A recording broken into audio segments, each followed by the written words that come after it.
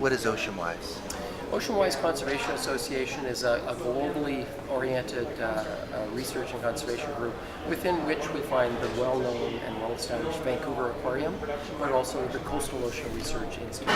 So we have a number of activities under that broad umbrella that we refer to as Oceanwise. Microfibers, microplastics, this is something that has gotten on the agenda for at least our industry relatively recently, I would say.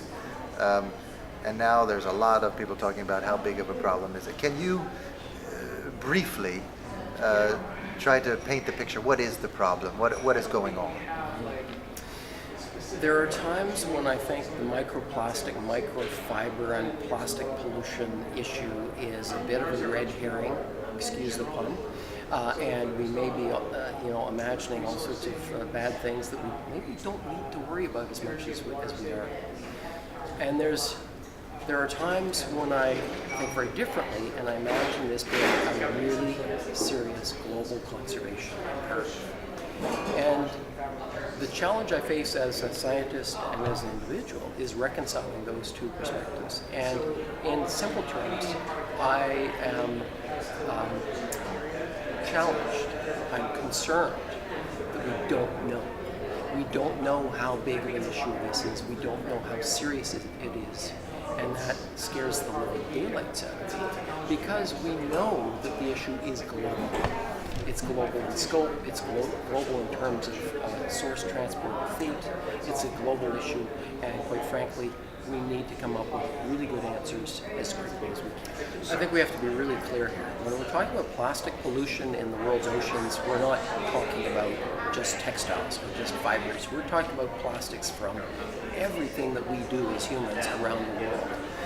That's a lot of plastic. There's a lot of disposable plastic, single-use plastic, a lot of consumer plastic. There's a lot of materials used in the fishing sector related to plastics or involved with plastics. We're talking about just about everything made of plastic ultimately is found in the oceans. That said, there have been a number of studies that point fingers at textiles or domestic wastewater and wastewater treatment plants. And I think it's really important for the textile sector globally to step up and to try to figure out how important are we? What kind of role are we playing? Are we responsible for fibers getting into aquatic environments? Or is this simply a distraction from our everyday business? And I think that really speaks to the opportunity to have a forward-looking research program that connects sourcing to design to materials to processes to waste management or recycling. The entire spectrum of life cycle for any product involving plastics. Tell us about the potential health hazards for aquatic environments. What could be the problems? There are really two concerns that we have when we think about plastics or microplastics in aquatic environments. The first is what I refer to as structural toxicity, the threat that an object places or presents when it gets ingested or inhaled by an organism. You can think of albatross or turtles or whales or dolphins or fish that are consuming plastics or getting entangled in plastic. That's a physical threat to their well-being that may block their stomach or intestine, artificially satiates, they're no longer hungry, and yet they've got zero nutrition. There's that structural toxicity. Plastic as an object that is very easy to understand in terms of potential threat to any organism.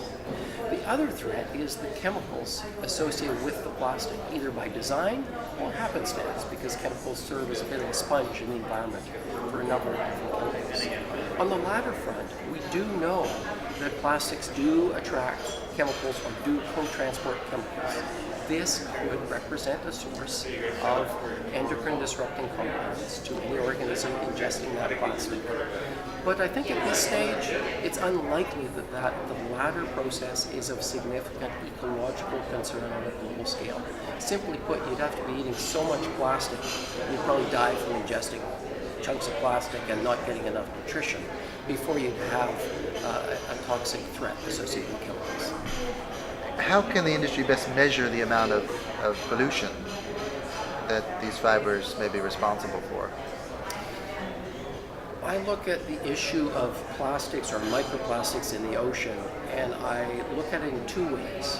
I think of source to sink and sink to source. The sink is the ocean or the aquatic environment that I'm concerned about. So I design studies around aquatic environments or freshwater or marine and try to understand where the different particles of plastic are coming from. And that means sampling in certain areas, remote areas, urban areas, near industries, near fishing, aquaculture facilities, and characterizing the nature of microplastic pollution in those areas using microscopy and FTIR analysis that allows us to characterize each and every particle and identify the polymer that's involved. That's looking at the sink. Looking at the source or the potential source, we're involved in a number of studies to look at home laundry, textiles, and wastewater treatment plants to try to figure out what are the types of fibers that are lost in home laundry and how do they make their way through wastewater treatment plants and to what extent do they make it into aquatic environments. Two ways to tackle the question in a way that hopefully provides guidance on how significant textiles and fibers are in terms of domestic laundry and release into the environment. So is this something that's just a synthetic fiber issue, or is it something that's broader? When we look at the question of textiles and fabrics and garments going through laundry and losing or shedding fibers, evidence would suggest that both natural and synthetic materials will lose fibers in the washing machine. So the washing machine is a bit of a culprit here, as is the choice of material and the design of that material. To that end, there are many firms looking at designing and choosing materials that are more ocean-friendly, if you will. And end of the day, we do know that both natural and synthetic fiber are getting into wastewater treatment plants and are getting into the ocean. One outstanding question for me is the extent to which natural fibers might also present a biological risk to organisms in the ocean. The point is, natural fibers are more likely to decompose or degrade naturally over time, whereas we know that synthetics do not. They do not decompose. And that means they're going to be with us for thousands of years, albeit in smaller and smaller pieces and sizes, but the same chemical plastic will be there in 1,000 years as it was today. You think it's possible that this problem, and I know we don't know how bad it is, we don't have all the evidence, but do you think it's maybe too big to be solved? Especially when you say things like plastics will be with us thousands of years. I think to a certain extent the plastic pollution issue is a hallmark of our 20th and 21st century lifestyle as a global community. And to me, the plastic pollution file is as tractable a pollution problem as one can imagine, because everybody gets it. 3-year-olds on the street get it, school children with their science projects get it, elderly citizens get it, people in the private sector, government, and every other walk of life, they get it. And many people are concerned, and that provides a real opportunity for education and outreach, as well as engagement and action. After all, this is not about a single sector or a single polluter or the need for government regulations. This is about everybody being able to step up to the plate and embark on a solution-oriented path ahead. So in that sense, yes, we have a significant global problem, perhaps even crisis, but I really feel optimistic in the sense that there are opportunities for us to come together as a global community and solve this problem. So if you were to pick one thing, if you could only pick one thing in the next 5 years, what would you focus on?